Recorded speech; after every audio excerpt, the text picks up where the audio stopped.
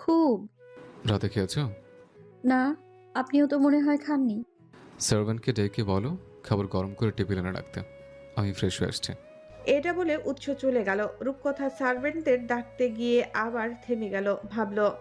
এখন ডাকাটা ঠিক হবে না, সারাদিন পরিশ্রম করে ক্লান্ত শরীর নিয়ে ঘুমিয়ে পড়েছে হয়তো। থাক, তার থেকে আমিই গরম করে নিচ্ছি। এরপর রূপকথা ধীরে ধীরে নিজেই সব খাবার গরম করে টেবিলে এনে রাখলো। এরপর একটা চেয়ার টেনে বসে উৎসের জন্য অপেক্ষা করতে লাগলো। প্রায় আধ ঘন্টার মাথায় উৎসর নিচে নামলো। রূপকথা জিজ্ঞেস করলো। এতক্ষণ কি করছিলেন? উৎস একটা চেয়ার টেনে বসে বলল। হাসপাতাল থেকে এসছে। স্নান না নিলে কেমন যেন লাগছিল। রূপকথা আর কিছু না বলে উৎসের প্লেটে খাবার দিল। এরপর নিজেও খাওয়া শুরু করলো। খাওয়া শেষ হতেই উৎস বলল। প্লেট বাটিগুলো কিচেনে রেখে দাও, সকালে সার্ভেন্টটা ধুয়ে নেবে। রূপকথা উৎসের কথা মতো প্লেট বাটিগুলো কিচেনে রেখে আসলো। উৎস বলল। নাও, এবার ঘুমোতে চলো। সকাল 10টা থেকে ক্লাস আছে তোমার। কালকে ক্লাস করব না, এতক্ষণে ঘুমোতে যাচ্ছি, উঠবো কতক্ষণে? উৎস কিছু না বলে রুমে চলে গেল। পেছন পেছন রূপকথাও গেল। উৎস রুমে এসে বিছানায় গা এলে দিল। রূপকথাও ফ্রেশ হয়ে এসে আলো নিভিয়ে উৎসের পাশে শুয়ে পড়ল। দুজনেই কিছুক্ষণের মাঝে ঘুমিয়ে পড়ল। সকাল 9টা। উৎস জগিং শেষ করে বাসায় ফিরে দেখে রূপকথা এখনো ঘুমাচ্ছে।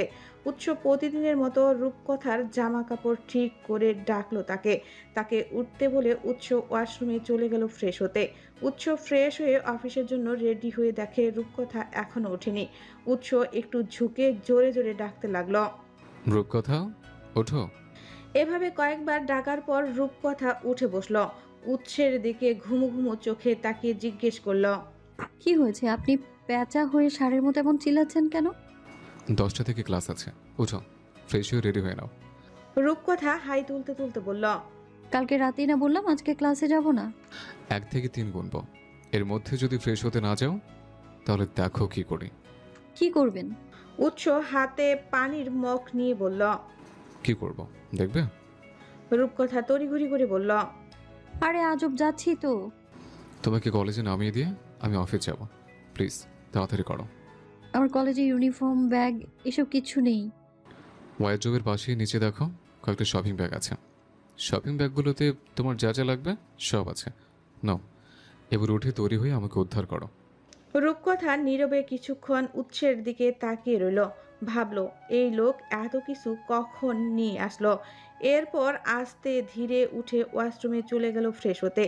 ততক্ষণে উৎস রেডি হয়ে হাতে ব্লেজারটা নিয়ে নিচে চলে গেল। ডাইনিং টেবিলে উৎসকে দেখে আয়েশা বেগম জিজ্ঞেস করল। কাল রাতে এতক্ষণ পর্যন্ত কোথায় ছিলে? উৎস একটা চেয়ার টেনে বসে বলল। শান্তিনিবাসে মান্নান চাচার ওয়াইফ পা পিছলে ওয়াশরুমে পড়ে মাথা ফাটিয়ে ফেলেছিল। ওনাকে হাসপাতালে নিয়ে গিয়েছিলাম। ফারুক সাহেব জিজ্ঞেস করল। তোমার মা এতবার করে কল দিচ্ছিল, কল ধরছিল না কেন? ফোন সাইলেন্ট ছিল। রক্তদানের কথাটা চেপে গেল উৎস। আয়েশা বেগম জিজ্ঞেস করল। রূপকথা কোথায়? ডাকনি ওকে? রেডি হয়ে আসছে। আয়েশা বেগম জিজ্ঞেস করল। ও কোথায় যাবে? ওর সকাল 10টা থেকে ক্লাস আছে। সে কি, কালকেই না ভর্তি হলো, আজকে থেকেই ক্লাসে জয়েন করবে? উৎস কিছু বলল না। একজন সার্ভেন্ট এসে তার নাস্তা দিতে যেতেই সে আপন মনে নাস্তা করতে লাগলো। উৎস সকালে ডিম, দুধ, টোস্ট, মুসুন্দি এসব খায়। এছাড়া সারা দিনও সে অস্বাস্থ্যকর খাবার এড়িয়ে চলার চেষ্টা করে। রূপকথা কাঁধে ব্যাগ ঝুলিয়ে নিচে নামলো। টেবিলের কাছাকাছি এসে রূপকথা সবার উদ্দেশ্যে বলল। Good morning. রূপকথার গলার আওয়াজ শুনে উৎস সেদিকে তাকালো। রূপকথার দিকে তাকাতেই উৎসের চোখ জোড়া থমকে গেল। রূপকথার পরনে সাদা থ্রি পিস, সাদা পায়জামা, সাদা বেল্ট, ক্রস বেল্ট, সাদা অ্যাপ্রন, সাদা হিজাব, সাদা স্লিকার্স। গায়ের রঙের সঙ্গে ইউনিফর্মের কালারটা ম্যাচিং হয়ে গেছে। তাকে দেখে মনে হচ্ছে এইমাত্র আকাশ থেকে একটা স্নিগ্ধ শুভ্র পরী নেমে এসেছে। উৎসকে এভাবে তাকিয়ে থাকতে দেখে কিছুটা অপ্রস্তুত হয়ে গেল রূপকথা। উৎস বড়দের সামনে এভাবে তার দিকে তাকিয়ে আছে দেখে সত্যি রূপকথার লজ্জা লাগছে। উৎসের এভাবে তাকিয়ে থাকা চোখ এড়ায়নি কারো। ফারুক সাহেব বলল। বাবা উৎস, আগে খেয়ে নাও, তারপর মন ভরে বউকে দেখো। বাবার কথায় উৎসের হুঁশ ফিরল, তবে কোনো প্রত্যুত্তর করল না। অন্যদিকে ফারুক সাহেবের কথা শুনে রূপকথা তো পারছে না লজ্জায় মাটির নিচে ঢুকে যেতে। আয়েশা বেগম অনেক কষ্টে হাসি আটকে রূপকথাকে বলল, হয়েছে, আর লজ্জা পেতে হবে না। এবার খাওয়া শুরু করো। বের হতে হবে তো, 10টা থেকে না ক্লাস? রূপকথা মাথা নাড়িয়ে খাওয়া শুরু করলো।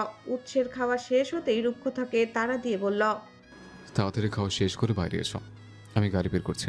এরপর বাবার উদ্দেশ্যে বলল, দুপুর 12টা থেকে রয়্যাল গ্রুপের সঙ্গে মিটিং আছে, আপনাকে মেল করা হয়েছে, পারলে একটু উপস্থিত থাকার চেষ্টা করবেন। ফারুক সাহেব বলল, 11টার দিকে আমি অফিসে আসছি। ঠিক আছে। ফারুক জাওয়াদের বয়স হওয়াতে তিনি এখন আর আগের মতো প্রতিদিন অফিসে যেতে পারেন না।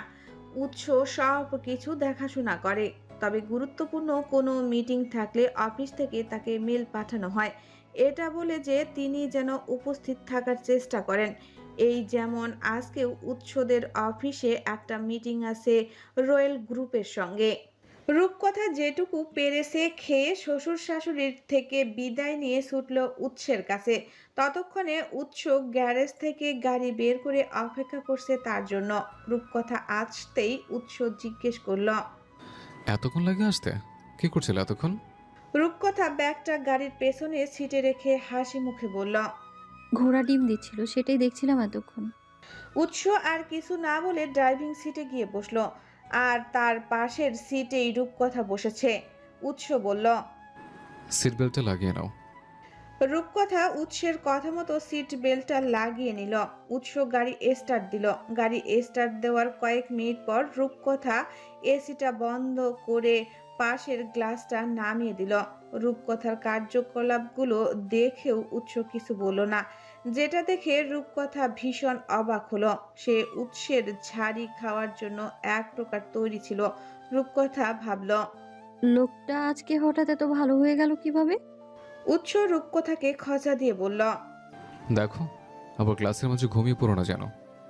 এমন ভাবে বলছেন যেন আমি সারাদিন যেখানে সেখানে ঘুমাই। উৎস কিছু বলল না, সে জানে এই মেয়ের সঙ্গে কথায় পারা যাবে না। কলেজের সামনে এসে উৎস গাড়ি থামালো। রূপকথা পেছনের সিট থেকে ব্যাগটা নিয়ে বলল, আমি বাসায় যাব কিভাবে? ড্রাইভারকে দিয়ে গাড়ি পাঠিয়ে দেবো, তুমি একবারই একা কিছু করতে চাও না। ঠিক আছে। রূপকথা গাড়ি থেকে নেমে যাচ্ছিল, এমন সময় উৎস বলল, দাঁড়াও। এরপর ওয়ালেট থেকে একটা 1000 টাকার নোট বের করে রূপকথার দিকে বাড়িয়ে দিল। বলল, টাকাটা রাখো, খিদে লাগলে ক্লাসের ফাঁকি বেরিয়ে ক্যান্টিন থেকে কিছু খেয়ে নিও। রূপকথা নিতে চাইল না, বলল, টাকা লাগবে না। না লাগলেও নিচের কাছে রাখো। রূপকথা নিতে না চাইলেও উৎসের জড়াজড়িতে নিতে হলো। রূপকথা আর কথা না বাড়িয়ে গাড়ি থেকে নেমে বের হয়ে সোজা গেটের ভিতরে ঢুকে গেল। রূপকথা চোখের আড়াল হতেই উৎস চলে গেল অফিসের উদ্দেশ্যে। রূপকথা একটা ছেলেকে জিজ্ঞেস করল, ভাইয়া ফার্স্ট ইয়ার ক্লাসটা কোন দিকে? ছেলেটা জিজ্ঞেস করল, কোন গ্রুপ? আর্টস। ছেলেটা জিজ্ঞেস করল, নতুন ভর্তি হয়েছো? নতুন ভর্তি না হলে আপনাকে জিজ্ঞেস করতেছি ফার্স্ট ইয়ার রুম কোথায়? রূপকথার এমন কথার ধরন দেখে অবাক হলো ছেলেটা। বলল, এসো আমার সঙ্গে। নতুন ক্যাম্পাস, কিছুই চেনে না রূপকথা, তাই ছেলেটার পেছন পেছন গেল। একটু হাঁটার পর ছেলেটা রূপকথাকে নিয়ে একটা ক্লাসরুমে ঢুকলো।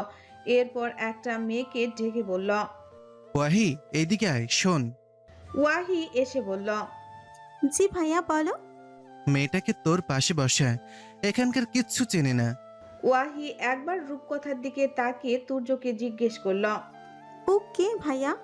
তুর্য কোনো উত্তর দিল না, যেভাবে এসেছিল ওভাবেই চলে গেল। তুর্য যেতেই ওয়াহি রূপকথাকে বলল, হাই, আমি ওয়াহি। কি নাম তোমার? রূপকথা হেসে বলল, রূপকথা। Sweet name. এসো আমার পাশে বসবি, চলো। এরপর ওয়াহি রূপকথাকে নিয়ে নিজের সিটে চলে গেল। পাশাপাশি বসে আছে দুজন। ওয়াহি জিজ্ঞেস করল, আমার ভাইয়া তোমাকে কিভাবে চিনে বুঝলাম না। আমি যার সঙ্গে ক্লাসরুমে এসেছি উনি তোমার ভাই ছিল? হ্যাঁ, ওর নাম তুর্য। এখানেই অনার্স চতুর্থ বর্ষে পড়ে। রূপকথা এবার প্রথম থেকে ক্লাসরুমে আসা পর্যন্ত সবটা বলল। ওয়াহি বলল, তুমি তো মেবি আগে অন্য কলেজে ছিলে। এখানে ট্রান্সফার হলে কেন? সে যে বিবাহিত কথাটা পুরোপুরি চেপে গেল রূপকথা। বলল, এমনি। তোমার বাসা কোথায়? গুলশান। তোমার? বাড়িধারা। এর মধ্যেই ক্লাসে একজন ম্যাম চলে আসলো। রূপকথা এবং ওয়াহি সবগুলো ক্লাস মনোযোগ সহকারে শেষ করলো, তবে ফাঁকে ফাঁকে অনেক গল্পও করেছে। ওয়াহির সঙ্গে পরিচয় হয়ে রূপকথা খুশি হলো। কলেজ ছুটির পর ওয়াহি জিজ্ঞেস করলো, তোমার ফেসবুক অ্যাকাউন্ট আছে? না, হোয়াটসঅ্যাপ আছে। তাহলে নাম্বারটা দাও, আমি বাসায় গিয়ে হোয়াটসঅ্যাপে অ্যাড করে নেব। রূপকথা নাম্বারটা দিল। এরপর দুজন কলেজ থেকে বের হলো। রূপকথা গেটের বাইরে আসতেই তার সামনে একজন ড্রাইভার এসে বলল, ম্যাম, স্যার গাড়ি পাঠিয়েছে। ওয়াহি রূপকথাকে জিজ্ঞেস করলো, তুমি গাড়িতে আসা যাওয়া করো? রূপকথা ওয়াহির এই কথার উত্তর দিল না, বলল, আচ্ছা যাই তাহলে, বাসায় গিয়ে মেসেজ দিও। এটা বলে রূপকথা গাড়িতে উঠে গেল। এরপর ওয়াহি রিকশার জন্য দাঁড়িয়েছিল। এমন সময় তুর্য এসে বলল। বাইকে ওঠ। ওয়াহি বাইকের পেছনে উঠে বসলো। এরপর জিজ্ঞেস করলো, তুমি না বাসায় চলে গিয়েছিলে, আবার কেন এসেছ? তোকে নিতে এসেছি। রূপকথা বাসায় আসতেই দেখে আয়েশা বেগম লিভিং রুমে ফোন দেখছে। রূপকথাকে দেখে তার দিকে তাকিয়ে বলল। এসে গেছো তুমি? রূপকথা হেসে বলল। জি। আয়েশা বেগম জিজ্ঞেস করলো, ক্লাস কেমন লাগলো? ভালোই, তবে ফুল ক্লাস করা ছাড়া বের হতে দেয় না। আয়েশা বেগম বলল, এটাই তো ভালো। আচ্ছা যাও, একটু জিরিয়ে শাওয়ার নিয়ে নাও, দুজনে একসঙ্গে লাঞ্চ করব। রূপকথা আয়েশা বেগমের সঙ্গে কথা বলে রুমে যাচ্ছিল। এমন সময় একজন সার্ভেন্ট এসে তার হাতে এক গ্লাস শরবত দিয়ে বলল, ম্যাম এটা খেয়ে নিন, ভালো লাগবে। রূপকথা শরবতটা খেয়ে রুমে চলে আসলো। এই টাইমে উৎস সচরাচর বাসায় থাকে না। আজকে ফারুক সাহেবও নেই। তাদের জন্য ড্রাইভারকে দিয়ে লাঞ্চ পাঠিয়ে দেওয়া হয়েছে। রূপকথা ব্যাগটা টেবিলে রেখে হিজাব বেল্টগুলো খুলে বিছানায় রাখলো। এরপর ওয়াশরুমে চলে গেল শাওয়ার নিতে। ঝটপট শাওয়ার নিয়ে চুলে টাওয়াল পেঁচিয়ে গলায় ওড়নাটা ঝুলিয়ে নিচে চলে গেল রূপকথা। রূপকথাকে দেখেই সার্ভেন্টটা টেবিলে খাবার এনে রাখলো। আয়েশা বেগম রুমে ছিল। রূপকথা গিয়ে ডেকে আনলো। এরপর দুজন বসে লাঞ্চ করে নিল। রূপকথা লাঞ্চ শেষ করে রুমে এসে বিছানায় গা ছেড়ে দিল। শরীর ভীষণ ক্লান্ত লাগছে তার। শোয়ার কিছুক্ষণের মধ্যেই চোখ লেগে আসলো। সন্ধ্যা 7টায় উৎস বাসায় আসলো। রুমে এসে দেখে পুরো রুম অন্ধকার। উৎস রুমের লাইট জ্বালাতেই তার চোখে প্রতিদিনের মতো একই দৃশ্যই ধরা দিল। উল্টাপাল্টা হয়ে ঘুমিয়ে আছে রূপকথা। পুরো বিছানা জুড়ে তার কলেজ ড্রেস। উৎস গা থেকে ব্লেজারটা খুলে রুমের সিঙ্গেল আলনাতে রাখলো। এরপর রূপকথার জামাটা ঠিক করে দিয়ে ডাকলো তাকে। কয়েকবার ডাকার পর রূপকথা ঘুমো ঘুমো চোখে তাকিয়ে জিজ্ঞেস করলো, কয়টা বাজে? 7টা। রূপকথা ও আচ্ছা বলে আবার চোখ বন্ধ করে নিল। উৎস বলল, মাথা থেকে তো টাওয়ালটা খোলো না এখনো। রূপকথা কিছু বলল না। হয়তো উৎসের কথাগুলো তার কান পর্যন্ত পৌঁছায়নি। উৎস কিছুক্ষণ চুপচাপ রূপকথার দিকে তাকিয়ে রইল। এরপর ওয়াশরুমে চলে গেল ফ্রেশ হতে। কিছুক্ষণ পর উৎস ফ্রেশ হয়ে দেখে রূপকথা এখনো ওঠেনি। উৎস এবার বাঁকা হেসে পাশের টি টেবিল থেকে পানির গ্লাসটা হাতে নিল। এরপর হাতে এক কোষ পানি নিয়ে রূপকথার মুখে ছুঁড়ে মারল। হঠাৎ মুখে পানি পড়তেই রূপকথা তড়িঘড়ি করে উঠে বসল। এরপর ওড়না দিয়ে মুখটা মুছতে মুছতে তেজি কণ্ঠে বলল, আজব, সবসময় এমন ফাজলামো ভালো লাগে না।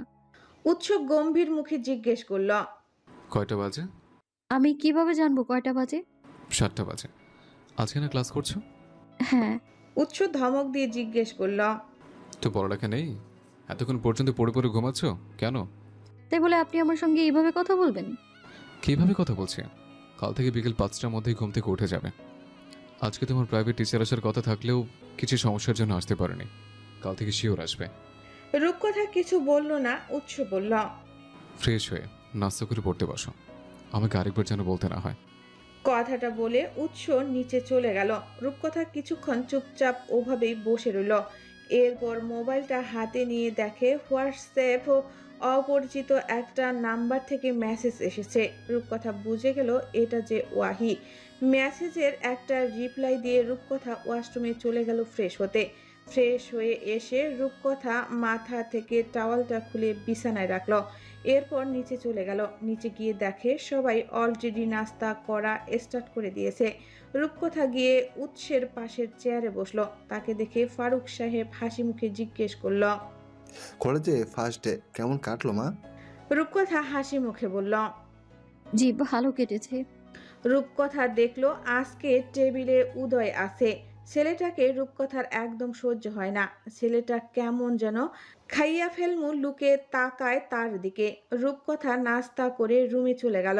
রূপকথা যাওয়ার পর উৎস উদয়কে জিজ্ঞেস করল। এভাবে আর কতদিন?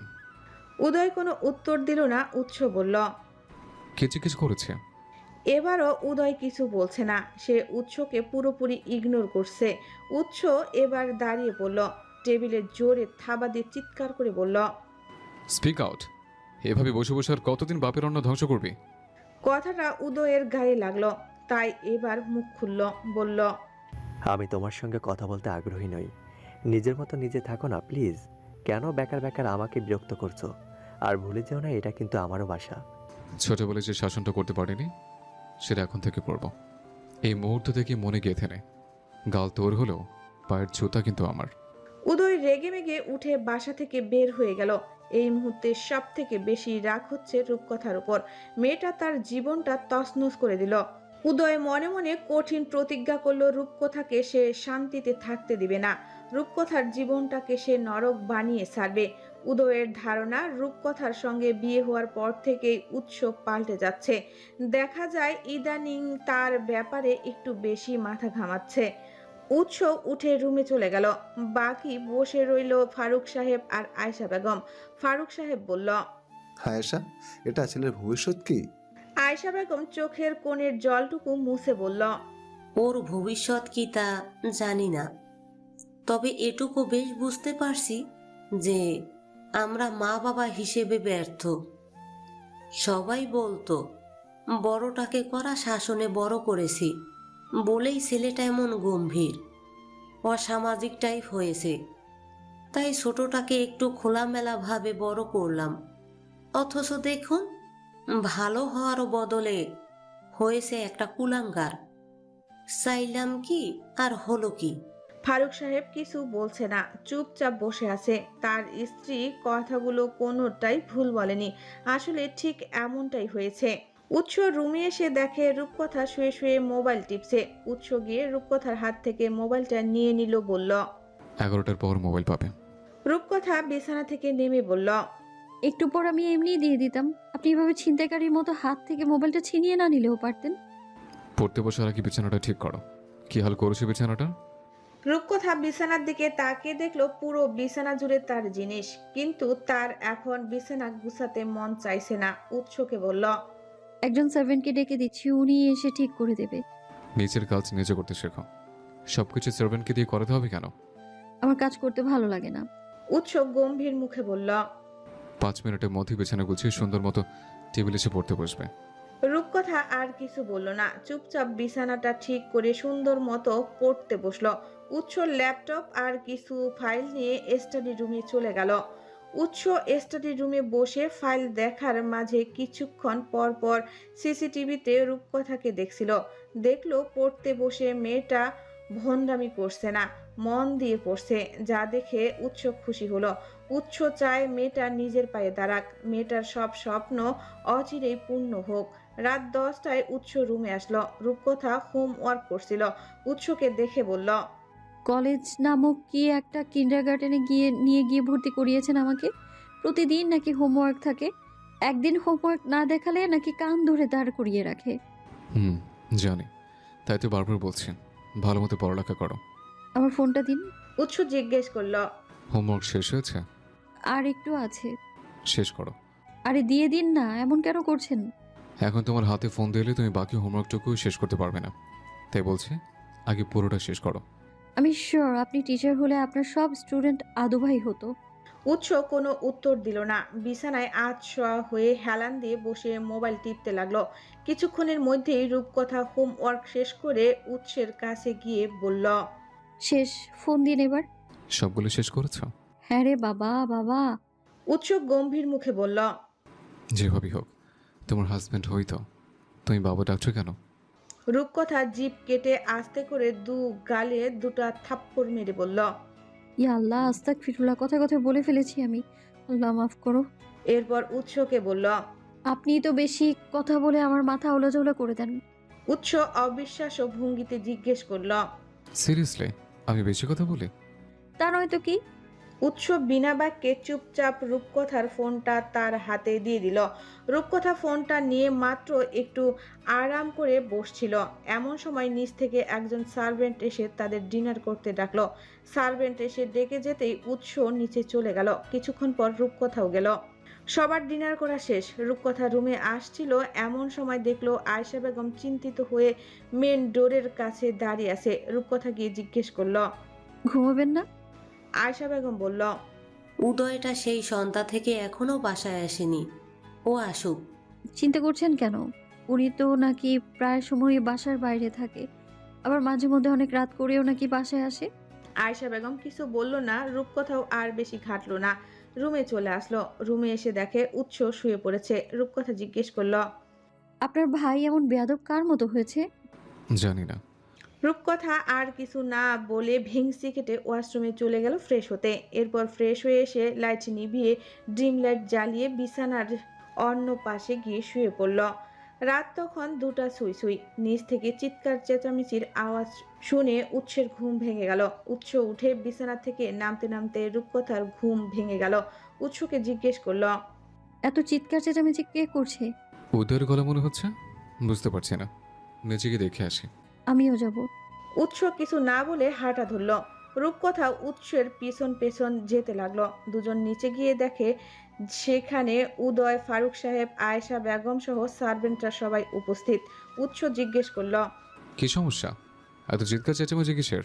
উদয় ছাড়া বাকিদের কারো কোনো সারা শব্দ নেই। উদয় ঢুলতে ঢুলতে রূপকথা আর উৎসের সামনে এসে দাঁড়ালো। এরপর হাসতে হাসতে বলল। এই মাঝরাতে সবাই মিলে তোমাদের রোমান্সের ব্যাঘাত ঘটালাম বলে খুব কি কষ্ট হচ্ছে। উদয়ের মুখ থেকে কিসের যেন বিশ্রী একটা গন্ধ আসে। তার অবস্থা দেখে রূপকথা ভয়ে উৎসের ডান হাতের কোনোয় ধরে দাঁড়ালো। উৎস গম্ভীর মুখে বলল। মুখ সামনে কথা বল। উদয় উৎসের কথায় পাত্তা না দিয়ে রূপকথাকে জিজ্ঞেস করলো। তোমার চিনি বাবা রাতে সুখ দিতে পারে? না দিতে পারলেও সমস্যা নেই, আমার কাছে আসতে পারো, আমি কিছু মনে করব না। উদয়ের কথা শুনে উপস্থিত সবার গা ঘিন ঘিন করে উঠল। উৎসর রাগে হাত মুষ্টিবদ্ধ করে চোখ বন্ধ করে নিল। উদয় এবার রূপকথাকে তাচ্ছিল্যের সুরে বলল। তোমার মতো বাজেরা রাস্তার লোভী মেয়েদের আমি খুব ভালো করে চিনি। তোমরা যার কাছে টাকা পাও তার সাথে বিছানায় চলে যাও, যেমন আমার ভাইকে বড়লোক পেয়ে তার কাঁধে চেপে বসেছ। রূপকথা আর সহ্য করতে পারল না, না চাইতেও হাত চালিয়ে দিল উদয়ের গালে। উৎস সহ উপস্থিত সবাই রূপকথার এমন কাজে অবাক হলো। রূপকথা নিজেও অবাক। উদয় গালে হাত দিয়ে গর্জে উঠে বলল। তোর এত বড় সাহস, তুই একটা রাস্তার নর্তকীর হয়ে আমার গায়ে হাত তুলেছিস? উদয়ের অন্য গালে আবার উৎস থাপ্পড় মারল। টি শার্টের কলার ধরে বলল। আমার ওয়াইফের সম্পর্কে আর একটা বাজে কথা বললে মেরে তোর গায়ের চামড়া তুলে ফেলবো। 100 বার বলবো, 1000 বার বলবো, দেখি তুই কি করতে পারিস। তোর কত হ্যাডাম। রূপকথা এবার রাগে বাঁ পা থেকে স্পন্সের স্যান্ডেলটা খুলে উদয়কে বেধড়ক পেটাতে লাগলো আর বলতে লাগলো। আমি নর্তকী আর তুই কি? তুই তো একটা কাপুরুষ। একটু আগে না আমার জামাই পুরুষত্ব নিয়ে কথা বলছিলি? তোর পুরুষত্ব ঠিক আছে, বিয়ের আসরে একটা মেয়েকে ফেলে এসেছিস, আবার বড় বড় কথা বলছিস। লজ্জা করে না তোর? মানুষের বাচ্চা জানোয়ার কোথাকার। রূপকথার এই পাগলামি দেখে আয়েশা বেগম এগিয়ে আসলো, কান্না করতে করতে বলল। রূপকথা উদয়কে ছেড়ে দাও প্লিজ, ও নিজের মধ্যে নেই, প্লিজ ওকে ছেড়ে দাও, ও ব্যথা পাচ্ছে। উদয়কে মারতে মারতে এক পর্যায়ে রূপকথার চুল খুলে গেল। ঘেমে নিয়ে একাকার হয়ে গেল মেয়েটা। আয়েশা বেগমকে বলল। সরে যান আপনি, মনে করুন আমিও এখন নিজের মধ্যে নেই। আয়েশা বেগম উৎসকে বলল। উৎস, রূপকথাকে থামাও বাবা, মেয়েটা পাগল হয়ে গেছে। এভাবে মারতে থাকলে তো আমার ছেলেটা মরে যাবে। প্লিজ ওকে থামাও। জুতার বাড়ি খেয়ে কেউ মরে না, আপনি শান্ত হন প্লিজ। এভাবে চলতে থাকলে পরিস্থিতি অন্যদিকে চলে যাবে। উৎস বুঝলো এবার রূপকথাকে থামানো উচিত, তাই রূপকথাকে টেনে উদয়ের থেকে দূরে সরিয়ে নিয়ে আসলো। বলল। রূপকথা, অনেক হয়েছে, শান্ত হয় এবার। রূপকথা হাঁপাচ্ছে, কথা বলতে পারছে না। উৎস সার্ভেন্টদের বলল। কেউ এক গ্লাস পানি নিয়ে আসুন। একজন সার্ভেন্ট দ্রুত পানি নিয়ে আসতেই উৎস পানির গ্লাসটা হাতে নিয়ে রূপকথাকে পানিটুকু খাইয়ে দিল। উৎস বলল। প্লিজ শান্ত হও। রূপকথা এবার কান্না করে দিল, বলল। উনি আমাকে সবার সামনে নর্তকী বলেছে, অথচ আপনারা কেউ কিচ্ছু বললেন না। আমাদের কাউকে কিছু বলার সুযোগ দিয়েছো? তার আগে তো তুমি ঝাঁপিয়ে পড়েছো। রূপকথার কান্না কিছুতেই থামছে না, মেয়েটা কাঁদতেই আছে। অন্যদিকে উদয় রূপকথার হাতে জুতোর বাড়ি খেয়ে মাথা ঘুরে পড়ে আছে। আয়েশা বেগম সার্ভেন্টদের সাহায্যে উদয়কে তার রুমে নিয়ে গেল। ফারুক সাহেব রূপকথার পাশে এসে দাঁড়ালো। এরপর তার মাথায় হাত বুলিয়ে বলল। উদের হয়ে আমি সরি বলছি মা, তুমি প্লিজ কান্না থামাও। এভাবে কান্না করলে পরে অসুস্থ হয়ে যাবে, তখন তোমার মা বাবাকে কি জবাব দেবো আমরা? রূপকথার কান্না তাও থামছে না, তার কানে বারবার শুধু উদয়ের বলা কথাগুলো বাজছে। ফারুক সাহেব উৎসকে বলল। যাচ্ছি, আপনি গিয়ে শুয়ে পড়ুন, অনেক রাত হয়েছে। ফারুক সাহেব মাথা নাড়িয়ে রুমে চলে গেল। উৎস রূপকথাকে বলল। রুমে চলো। রূপকথা কান্না করতে করতে বলল। আমি এখানে আর থাকবো না, আমাকে আমার বাসায় দিয়ে আসুন। ঠিক আছে, সকালে দিয়ে আসবো, এখন রুমে চলো। না, এক্ষুনি। মাথায় গ্যাস্ট্রিক উঠেছে? এই রাতের বেলা কোথায় দিয়ে আসবো? ও আচ্ছা, আমার মাথায় গ্যাস্ট্রিক উঠেছে? তা নয় তো কি। তাহলে আর কি, আমার মাথার খুলিটা ড্রিল মেশিন দিয়ে ফুটো করে গ্যাস বের করার ব্যবস্থা করুন। উৎস না চাইতেও হেসে দিল, বলল। যা করার সব সকালে করবো, এখন প্লিজ রুমে চলো। রূপকথা আর কিছু না বলে উৎসের সঙ্গে রুমে চলে গেল। রুমে আসতেই রূপকথা উৎসকে জড়িয়ে ধরে আবারও কান্নায় ভেঙে পড়ল, বলল। উনি কিভাবে আমায় নর্তকী বলতে পারলো? হঠাৎ রূপকথা এভাবে জড়িয়ে ধরায় উৎস থমকে গেল। পরক্ষণেই আবার নিজেকে স্বাভাবিক করে এক হাত দিয়ে রূপকথাকে জড়িয়ে ধরে অন্য হাত রূপকথার মাথায় বুলিয়ে দিয়ে বলল। বাদ দাও, হুঁশে ছিল না, হুঁশে থাকলে এসব বলার সাহস জীবনও পেত না। রূপকথা উৎসের বুক থেকে মাথা তুলে জিজ্ঞেস করল। উনি কি কিছু খেয়ে এসেছে? মুখ থেকে কেমন গন্ধ বেরোচ্ছিল। বাড়ি গিয়েছিল তো, হয়তো উল্টাপাল্টা কিছু খেয়ে নিয়েছে, ওর কথা বাদ দাও। কথা আর কিছু বলল না। এভাবে কিছুটা সময় অতিবাহিত হওয়ার পর উৎস রূপকথাকে ছেড়ে বলল। অনেক রাত হয়েছে, এসো ঘুমিয়ে পড়ো, সকালে উঠতে হবে, তোমার ক্লাস আছে, আমার অফিস আছে। রূপকথা আর কিছু না বলে বিছানার এক সাইডে গিয়ে শুয়ে পড়ল। উৎস লাইট নিভিয়ে শুয়ে পড়ল। শোয়ার সঙ্গে সঙ্গেই রূপকথার চোখে ঘুম নেমে আসলো। উৎস লক্ষ্য করে দেখলো রূপকথা ঘুমের মধ্যে কিছুক্ষণ পর পর বড় বড় নিঃশ্বাস নিয়ে কেঁপে কেঁপে উঠছে। কিছুক্ষণ পর উৎস ঘুমিয়ে পড়ল। সকালে উৎস জগিং করে এসে ফ্রেশ হয়ে অফিসের জন্য তৈরি হয়ে রূপকথাকে ডাকলো। তবে আজকে অন্য দিনের মতো ধমকাধমকি করে ডাকলো না, শান্তভাবে আদরে কণ্ঠে ডাকলো। উৎস কিছুক্ষণ ডাকাডাকি করার পর রূপকথা উঠে বসলো। উৎস জিজ্ঞেস করলো। সকাল হয়ে আছে, তোমাদের বাসায় যাবে না? কেন? তুমি না কাল রাতে বললে তোমাকে তোমাদের বাসায় দিয়ে আসতে। রূপকথা বেমালুম ভুলেই গিয়েছিল কাল রাতের কথা। উৎস আবারও বলল। কি হলো, ওঠো, রেডি হয়ে নাও। কোথাও যাব না আমি। উৎস জিজ্ঞেস করলো। কেন যাবে না? আপনি আমাকে তাড়ানোর জন্য এমন উঠে পড়ে লেগেছেন কেন? কি আশ্চর্য, আমি কি করলাম? এই যে আমাকে তাড়ানোর জন্য এমন উঠে পড়ে লেগেছেন। তোমার আসলে মাথায় গ্যাস্ট্রিক আছে। রূপকথা এবার চটে গেল, বলল। আর একবার এই কথা বলে আমার মাথার সব গ্যাস আপনার মাথায় চালান করে দেব। সাত সকালে কি শুরু করলেন? শান্তিতে একটু দিনের সূচনাটাও করতে দিবেন না? ঠিক আছে, বাবার বাসায় না যাও, কিন্তু কলেজে তো যাবে নাকি? হ্যাঁ। ঠিক আছে, ফ্রেশ হয়ে রেডি হয়ে নাও, তোমাকে কলেজে দিয়ে আমাকে আবার অফিস যেতে হবে।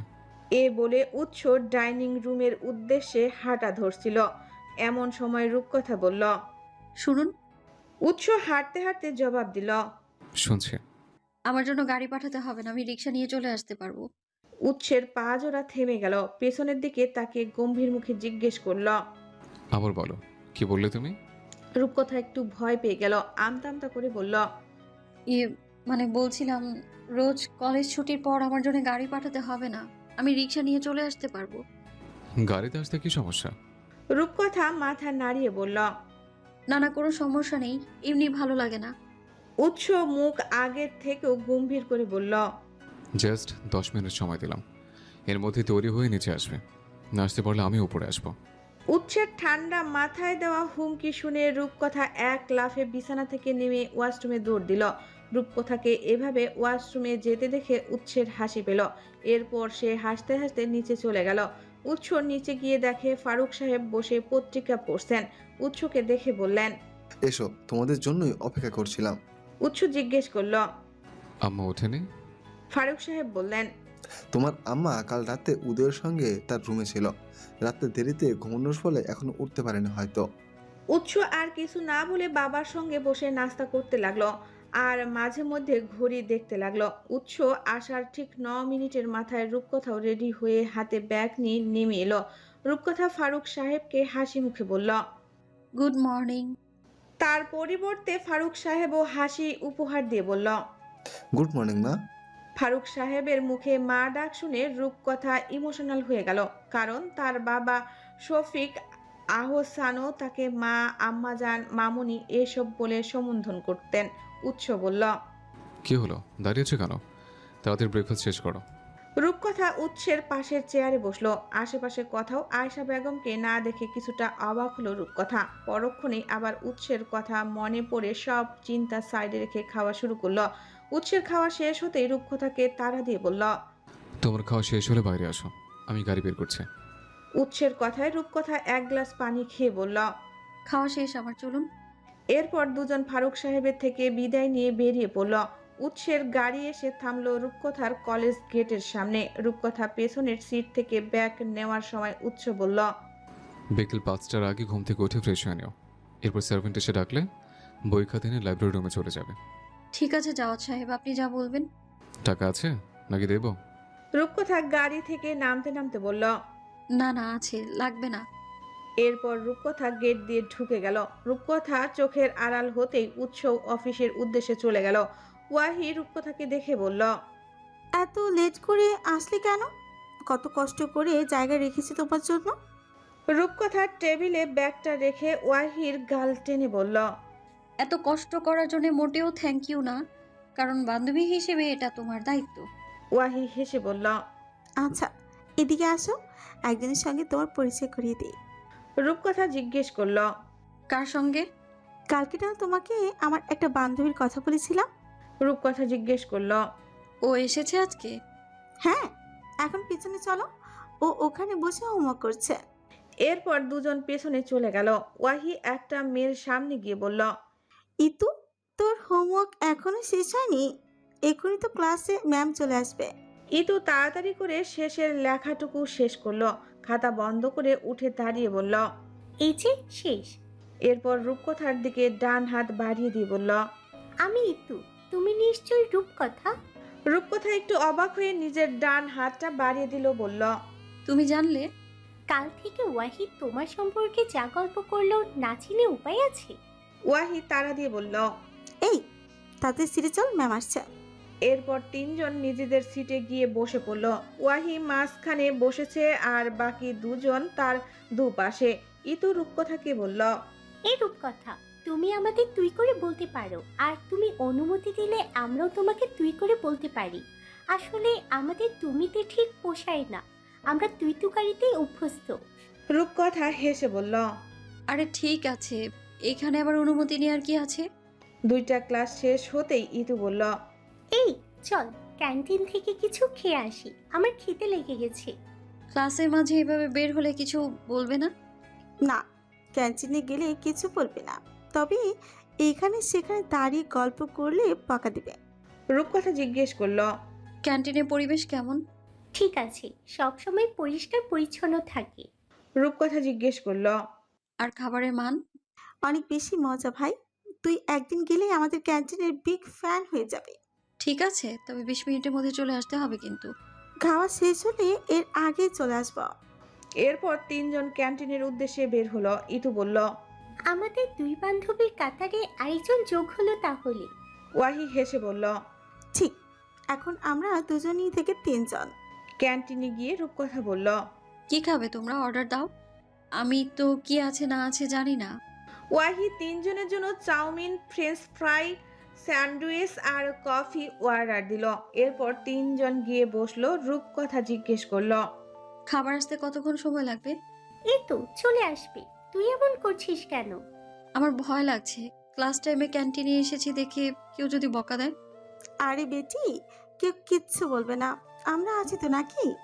এরপর ইতু বলল, চাপ নিস না, কেস খেলে তিনজন একসাথে খাবো। আর আশেপাশে দেখ কত মানুষ। এরপর তাদের খাওয়া চলে আসলো। তিনজন গল্প করতে করতে খেয়ে নিল। খাওয়ার শেষে রূপকথা বলল, খাবারের টেস্ট আসলেই দারুণ রে। দেখলি, বলেছিলাম না? এরপর বিল দেওয়ার সময় ইতু আর ওয়াহির মধ্যে লাগলো আরেক যুদ্ধ। ওয়াহি বলে ওয়াহি দিবে, ইতু বলে ইতু দিবে। এদের দুজনের ঝগড়ার মাঝে রূপকথা আস্তে করে বিলটা দিয়ে দিল। এরপর বিল দিয়ে দুজনকে বলল, থাক, আর ঝগড়া করতে হবে না, আজকের বিল আমি দিয়ে দিলাম, তোরা অন্যদিন দিস। রূপকথার কথা শুনে থেমে গেল। ইতু রাগ করে বলল, আজকে তোর সঙ্গে আমাদের ফার্স্ট ডে ছিল, তুই কেন বিল দিলি? রূপকথা হেসে বলল, তাতে কি, ধরে নে আজকে আমি তোদের ট্রিট দিলাম আমাকে তোদের বান্ধবী বানানোর জন্য। কাজটা তুই একদম ঠিক করিসনি। হয়েছে হয়েছে, এবার ক্লাসে চল। এরপর তিনজন ক্লাসে চলে গেল। আজকের সবগুলো ক্লাসে তিনজন মিলে বইয়ের দিকে তাকিয়ে বকর বকর করেছে। কলেজ ছুটির পর রূপকথা বাইরে এসে দেখে ড্রাইভার গাড়ি নিয়ে দাঁড়িয়ে আছে। রূপকথাকে দেখে গাড়ির দরজা খুলে দিল। ড্রাইভারকে দেখে রূপকথা ইতু আর ওয়াহিকে বলল, আসি তাহলে, সাবধানে যেও তোমরা, বাসা গিয়ে কথা হবে। রূপকথা যেতেই ইতু ওয়াহিকে জিজ্ঞেস করল, রূপকথা কি প্রতিদিন গাড়িতে আসা যাওয়া করে নাকি? হ্যাঁ, কত বড় লোক না। অথচ দেখ, ওর মধ্যে কোনো অহংকার নেই, আমাদের মতোই স্বাভাবিক। যারা জন্মগত বড় লোক তারা কখনো টাকার গরম দেখায় না, অহংকার কিংবা ফুটানি করে না। সেটাই। এরপর দুজন রিকশায় উঠে গেল বাসায় যাওয়ার উদ্দেশ্যে। ড্রাইভার রূপকথাকে বলল, ম্যাম একটা কথা ছিল। রূপকথা ফোনে কিছু একটা দেখছিল। এর মধ্যে ড্রাইভারের কথা শুনে মোবাইলের স্ক্রিন থেকে চোখ সরিয়ে জিজ্ঞেস করল, জি বলুন। স্যার বলেছেন বাসায় গিয়ে ওনাকে একটা কল দিতে। রূপকথা জিজ্ঞেস করল, কেন? সেটা তো জানি না ম্যাম, তবে বাসায় গিয়ে অবশ্যই মনে করে কল দেবেন প্লিজ, না হলে পরে আমারই সমস্যা হবে। রূপকথা কিছু বলল না, তবে ভাবলো কিছু একটা। রূপকথা বাসায় আসতেই একজন সার্ভেন্ট দরজা খুলে দিল। রূপকথা ভেবেছিল আয়েশা বেগম হয়তো লিভিং রুমে আছে, কিন্তু তাকে দেখে সার্ভেন্টকে জিজ্ঞেস করল, আপনাদের আয়েশা ম্যাম কোথায়? ম্যাম তো তার বেডরুমে আছে, ডেকে দেব? না না, লাগবে না। এর মধ্যে আরেকজন সার্ভেন্ট এসে রূপকথাকে লেবুর শরবত দিয়ে গেল। রূপকথা শরবতটা খেয়ে রুমে চলে গেল। রূপকথা রুমে এসে কিছুক্ষণ এসির বাতাসে বসে শরীরটা ঠান্ডা করে নিল, যদিও বা গাড়িতেও এসি চলছে। এরপর কিছুক্ষণ ঝিমিয়ে চেঞ্জ করে শাওয়ার নিয়ে নিল। রূপকথা শাওয়ার নিয়ে ভিজে জামা কাপড়গুলো ওয়াশরুমে রেখে বেরিয়ে আসলো। এরপর ড্রেসিং টেবিলের সামনে বসে মুখে ময়শ্চারাইজার মাখছিল। এমন সময় রুমে আয়েশা বেগম ঢুকলো, বলল, সরি, অনুমতি ছাড়া ঢুকে পড়লাম। রূপকথা ড্রেসিং টেবিলের সামনে থেকে উঠে এসে বলল, আপনার নিজের বাড়িতে আপনার অনুমতি লাগবে কেন? আয়েশা বেগম রূপকথার হাত ধরে বলল, কাল রাতে যা হয়েছে তার জন্য আমি সত্যিই লজ্জিত। পারলে ক্ষমা করে দিও এই ব্যর্থ মাটাকে। নিজেকে এইভাবে দোষী ভাববেন না প্লিজ। কাল রাতে যা হয়েছে তাতে আপনার তো কোনো দোষ ছিল না। আমার দোষ, আমি একটা কুলাঙ্গার পেটে ধরেছি। রূপকথা কি বলবে বুঝতে পারছে না। আয়েশা বেগম বলল, তুমি প্লিজ এসব মনে রেখো না। আপনিও এইসব মনে করে নিজেকে দোষী ভাববেন না প্লিজ। আমার সঙ্গে ভালো খারাপ যাই হোক, তা আমার নিয়তির লেখন, যা চাইলেই কেউ খণ্ডাতে পারবে না। আয়েশা বেগম রূপকথাকে জড়িয়ে ধরে কপালে চুমু খেয়ে বলল, লক্ষ্মী মেয়ে আমার। খিদে লেগেছে আমার। খেয়ে নিবে চলো, আমি তোমাকে ডাকতেই এসেছিলাম, তোমার বাবাও অপেক্ষা করছে। আয়েশা বেগমের মুখে বাবার কথা শুনে কিছুটা চমকে গেল রূপকথা। পরক্ষণেই বুঝলো আয়েশা বেগম ফারুক সাহেবের কথা বুঝিয়েছে।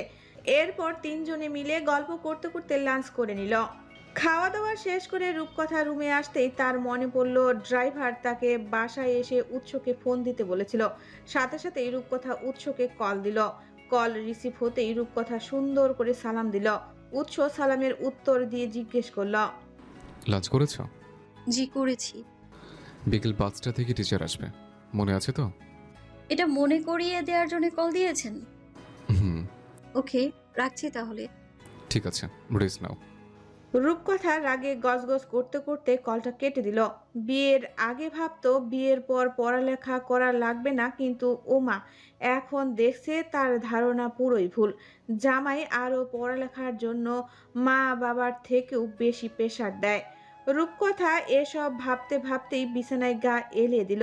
হোয়াটসঅ্যাপে ঢুকে দেখে ইতু তাকে আর ওয়াহিদকে নিয়ে একটা গ্রুপ খুলেছে। ওরা দুজন অলরেডি আড্ডা শুরু করে দিয়েছে। এরপর তাদের সঙ্গে রূপকথাও জয়েন করলো। আড্ডার মাঝে ঘুমে রূপকথার চোখ বুজে আসলো। মোবাইলটা পাশে রেখে কয়েক মিনিটের ব্যবধানেই মেয়েটা ঘুমিয়ে পড়ল। বিকেল 4:30টায় উৎস রূপকথাকে কল দিল। অনেকক্ষণ রিং হওয়ার পর রূপকথা ঘুমু ঘুমু চোখে কলটা রিসিভ করলো, জিজ্ঞেস করলো। হ্যালো, কে? ফোনের ওপাশ থেকে উৎস বলল। আমি।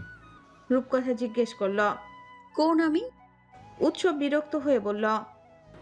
ঘুম শেষ হলে উঠে ফ্রেশ হয়ে নাও, অলরেডি 4:30 বেজে গেছে। রূপকথার ঘুম এখনো কাটেনি। ঘুমের ঘুরে বলল। আমার কাঁচা ঘুমটা ভাঙিয়ে আবার আমাকেই আদেশ করছেন? উৎস এবার ফোনের মধ্যে জোরে একটা ধমক দিল।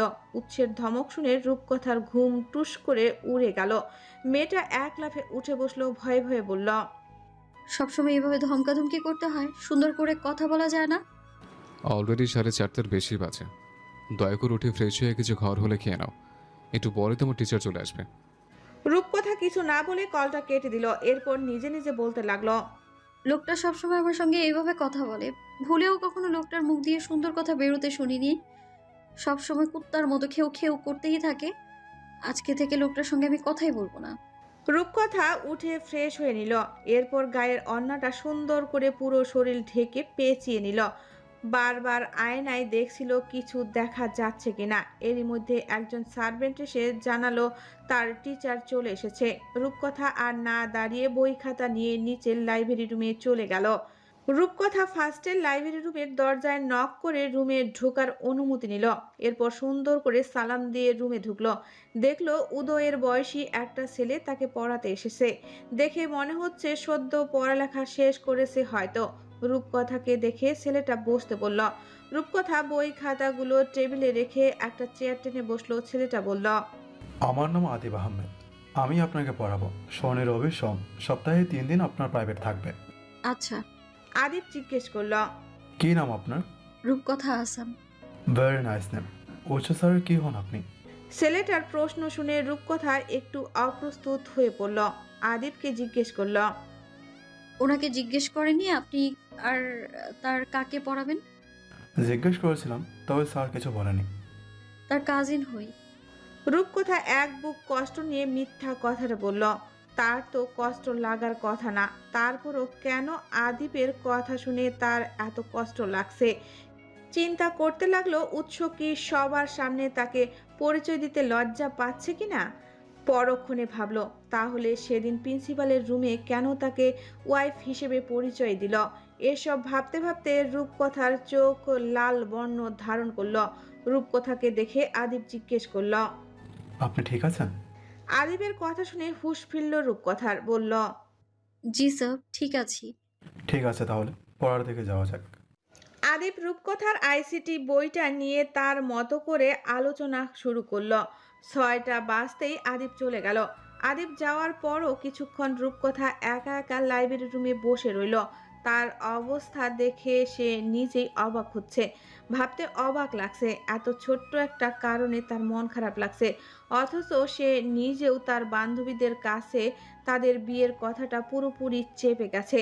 রূপকথা এসব নিয়ে আর ভাবতে পারছে না। বিরক্ত লাগছে তার। অন্যদিকে খিদেও লেগে গেছে। তাই বই খাতাগুলো রাখতে সেগুলো নিয়ে নিজের রুমে চলে গেল। রূপকথা বই খাতা রেখে এসে দেখে ফারুক সাহেব আর আয়েশা বেগম বসে গল্প করছে। রূপকথাকে দেখে আয়েশা বেগম জিজ্ঞেস করল। স্যার তো সেই কখন চলে গেছে, তুমি এতক্ষণ কি করছিলে? কিছুই না, এমনি।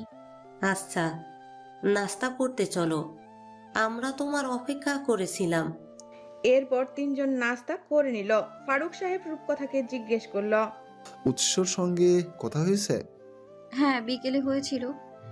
ওর কি আজকে আসতে লেট হবে? কি জানি, এটা নিয়ে তো কিছু বলেনি আমায়। রুমে গিয়ে ওকে একটা কল দিয়ে জেনে নিও। আসতে লেট হবে নাকি?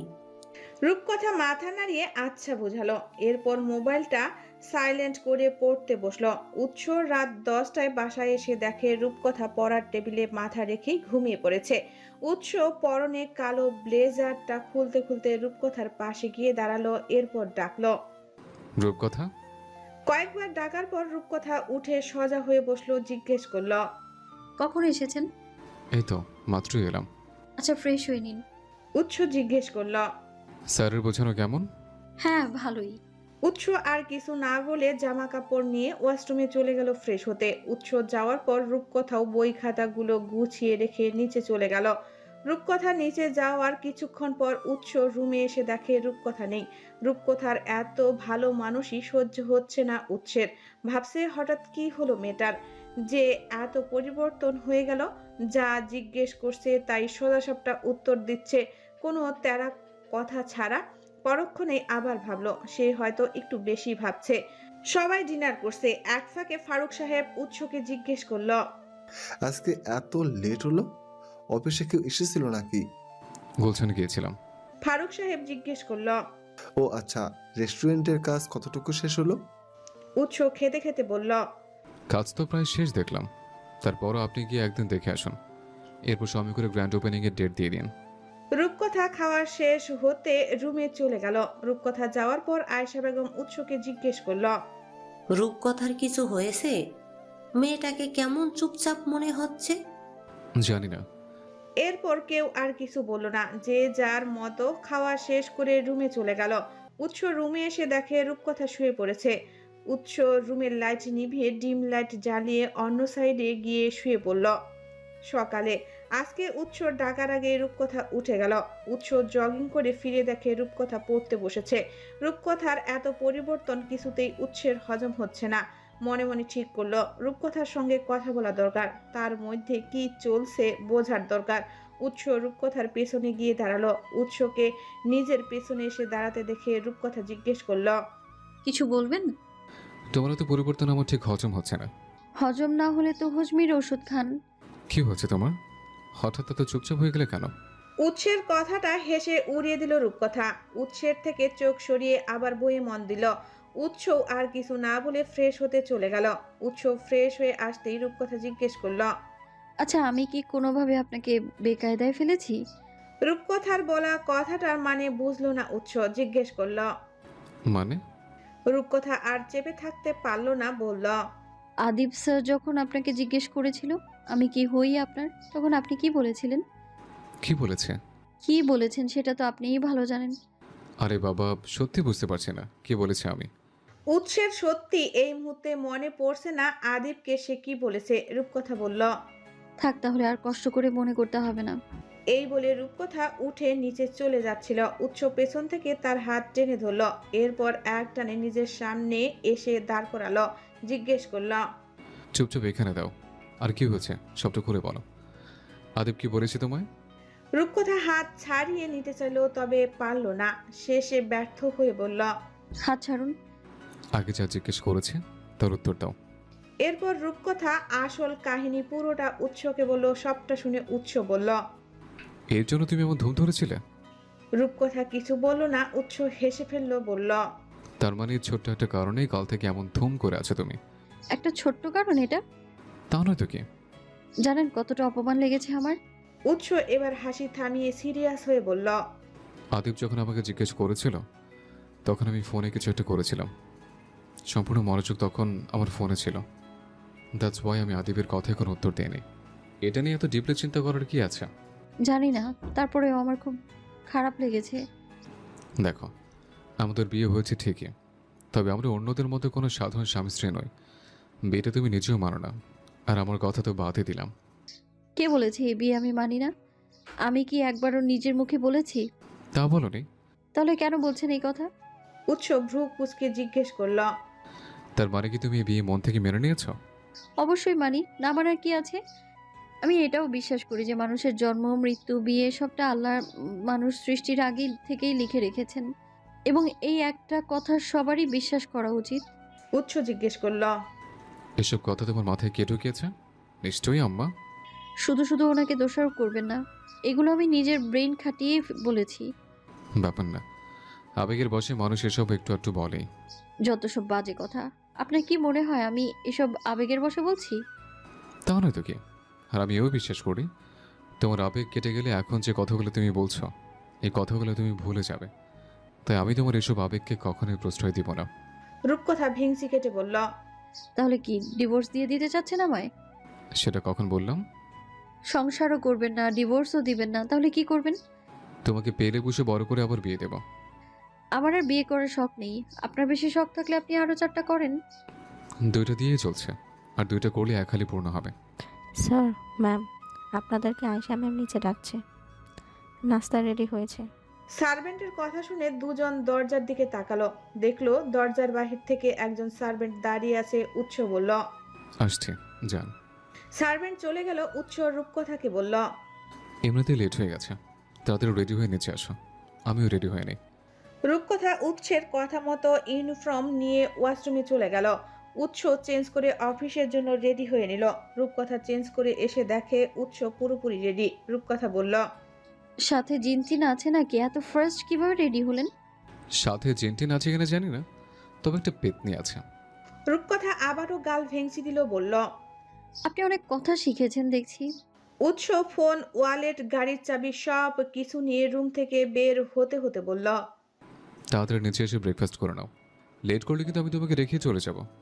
রূপকথা এক কাঁধে ব্যাগটা নিয়ে বলল। হ্যাঁ, প্লিজ চলে যান, আমি রিক্সা নিয়ে চলে যেতে পারবো।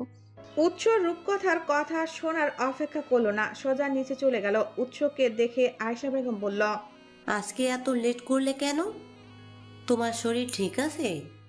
হ্যাঁ ঠিক আছে, কিভাবে যেন লেট হয়ে গেছে। আয়েশা বেগম জিজ্ঞেস করল, রূপকথা কোথায়? এই তো এসে গেছি। রূপকথা দেখলো নাস্তার টেবিলে উদয় আছে, ফোন দেখতে দেখতে খাচ্ছে। রূপকথা সেদিকে না তাকিয়ে উৎসের পাশের চেয়ারে গিয়ে বসলো। এরপর তাড়াতাড়ি করে খেতে লাগলো। ফারুক সাহেব বলল, আস্তে ধীরে খাও, গোড়ায় আটকে যাবে তো। ক্লাসে দেরি হয়ে যাচ্ছে।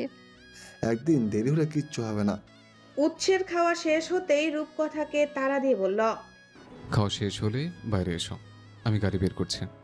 এই কথা শুনে রূপকথা প্রতিদিনের মতো আজও এক গ্লাস পানি খেয়ে ব্যাগটা কাঁধে নিয়ে ফারুক সাহেব আর আয়েশা বেগমের কাছ থেকে বিদায় নিয়ে উৎসের পেছনে ছুটল। উৎসের গাড়ি গিয়ে থামলো রূপকথার কলেজের সামনে। রূপকথা গাড়ি থেকে নামার আগে উৎস জিজ্ঞেস করল, টাকা আছে নাকি দিব? আছে, লাগবে না। এরপর দুজন দুদিকে চলে গেল। রূপকথা ক্লাসে গিয়ে দেখে ক্লাসে অলরেডি একজন স্যার চলে এসেছে। রূপকথা ক্লাসে গিয়ে ওয়াহি আর ইতুর পাশে বসলো। ইতু বলল, কি রে, এত দেরি করলি কেন? জানিস কত কষ্ট করে তোর জন্য জায়গা রেখেছি। থ্যাংক ইউ রে। এরপর টানা 3টা ক্লাস শেষ করার পর ইতু বলল, খিদে লেগে গেছে, চল ক্যান্টিনে যাই। ঠিক মতো খেয়ে না আসায় আজকে রূপকথার খিদে লেগে গেছে, বলল। ঠিক আছে, চল। এরপর 3জন ক্যান্টিনে চলে গেল। ক্যান্টিনে গিয়ে খাবার অর্ডার দিয়ে বসতেই ইতুর চোখ গেল একটা সুদর্শন ছেলের দিকে। দেখেই বোঝা যাচ্ছে সিনিয়র ভাইয়া, অনার্সের স্টুডেন্ট। ইতু ওয়াহি আর রূপকথাকে বলল, এই দেখ দেখ, ছেলেটা কি কিউট। তার কাছে তো সব ছেলে কিউট, যারে দেখিস তারই তোর ভালো লাগে। একদম ট্রু ভাই, একে দেখি একদম দুর্বল হয়ে গেছি। সে তো সব ছেলেকে দেখেই দুর্বল হয়ে যাও তুমি। আসলে ছোটবেলায় পর্যাপ্ত পরিমাণ হরলিক্স খাইনি বলে এখন কোনো সুদর্শন ছেলে দেখলে দুর্বলতা কাজ করে, প্রেশার লো হয়ে যায়, বুক ধরপড় ধরপড় করে। ইতুর কথা শুনে ওয়াহি আর রূপকথা দুজনেই অট্টহাসিতে ফেটে পড়ল। রূপকথা বলল, এগুলো তো ভালো লক্ষণ না বোন, তোর ইমিডিয়েটলি একটা বিয়ে করা প্রয়োজন। ধুর, বিয়ে কে করবে? আমি তো জীবনে বিয়ে শাদী করবই না, উল্টো আমার নাতনিকেও বলবো বিয়ে শাদী এসব না করতে। এরই মধ্যে খাবার চলে এলো। 3জন গল্প করতে করতে খাবারটা শেষ করলো। আজকের খাবারের বিল দিয়েছে ওয়াহি। ইতু দিতে চেয়েছিল, তবে ওয়াহি তাকে বলল আগামীকাল দিতে। এরপর 3জন সুন্দরভাবে বাকি ক্লাসগুলো করে নিল। ক্লাস শেষ করে যার যার বাসায় চলে গেল। সময় কারোর জন্য থেমে থাকে না, সময় চলে যায় আপন গতিতে। এর মধ্যে কেটে গেছে একটা মাস। এই 1 মাসে ক্লাসের সবার সঙ্গে রূপকথার খুব ভালো একটা সম্পর্ক তৈরি হয়েছে। বাসায় ফারুক সাহেব আর আয়েশা বেগমের সঙ্গেও এখন দারুণ ভাব হয়েছে তার। উৎসের সঙ্গেও সম্পর্কটা আগের থেকে কিছুটা উন্নতি হয়েছে। ফ্রি মাইন্ডে কথা বলতে পারে দুজন। উৎস সকালে তাকে কলেজে দিয়ে অফিসে চলে যায়। এরপর বাসায় আসে রাত 8টা কি 9টার দিকে। অফিসের কাজের চাপ বেড়েছে তার, তাই একটু লেট করে বাসায় ফিরে। উৎস আসার পর রূপকথা পড়ালেখা হোমওয়ার্ক শেষ করে সারা দিন কলেজে কি কি হয়েছে সেসব শোনায় উৎসকে। উৎসও সেগুলো খুব মনোযোগ সহকারে শোনে।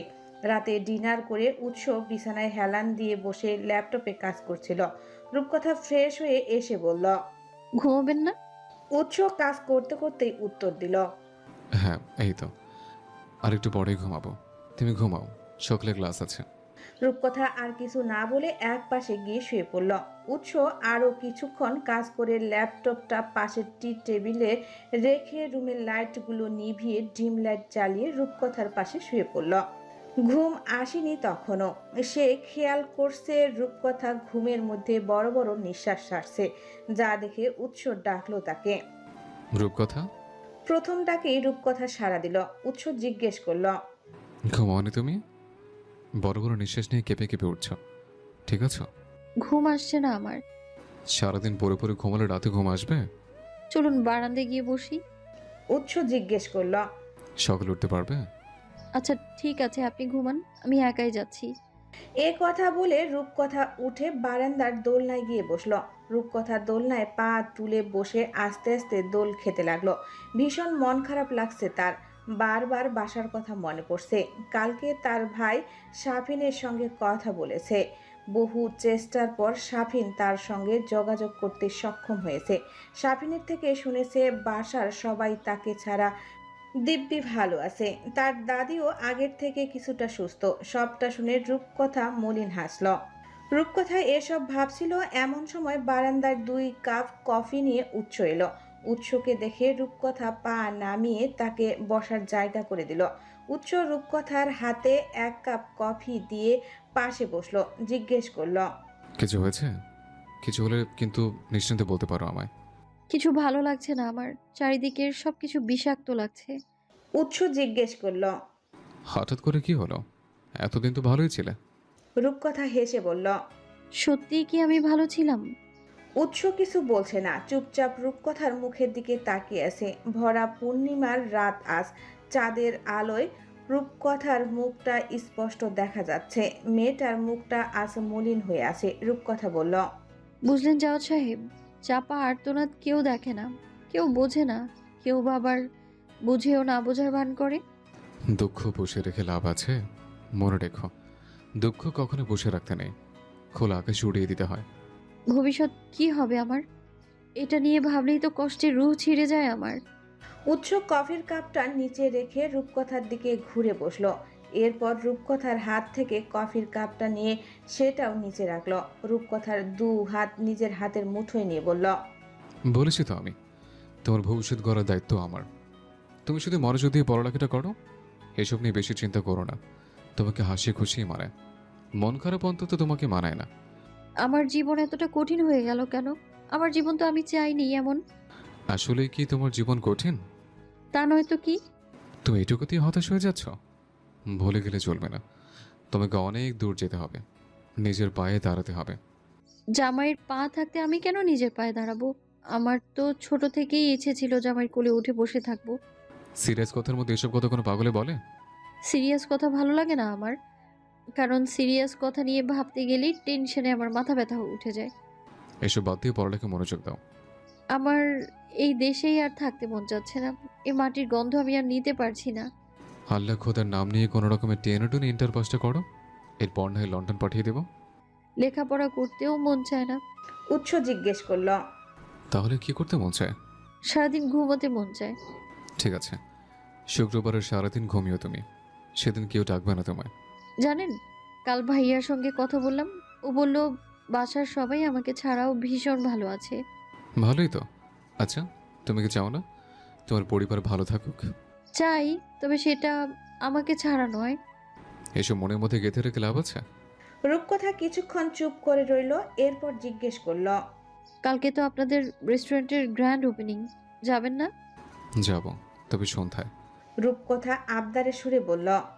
আমাকে নিয়ে যাবেন? ওখানে গিয়ে কি করবে তুমি? কতদিন বাইরে যাই না, আমারও তো ইচ্ছে করে আশেপাশে একটু ঘুরতে। আচ্ছা দেখি। দেখি বললে তো হবে না। আদিবের বোঝানো কেমন? ভালোই, খুব সুন্দর করে কথা বলে। জানেন, আদিব ভাইয়া মাঝে মধ্যেই আমার জন্য চকলেট নিয়ে আসে, আজকেও এনেছিল। আদিপ রূপকথার জন্য চকলেট নিয়ে আসে শুনে হঠাৎই উৎসের ভীষণ রাগ হলো, কিন্তু রাগের কারণটা বুঝতে পারলো না, তাই সেটা প্রকাশ করলো না। বলল, ঠিক আছে, মনোযোগ দিয়ে পড়ালেখা করো। উল্টাপাল্টা বিষয় নিয়ে টেনশন করার কোনো দরকার নেই। রূপকথা কিছু বলছে না, উৎসও কিছু বলছে না, দুজন পাশাপাশি চুপচাপ বসে আছে। কিছুটা সময় এভাবে অতিবাহিত হয়ে যাওয়ার পর রূপকথা ধীরে ধীরে নিজের মাথাটা উৎসের কাঁধে রাখলো, এরপর বলল,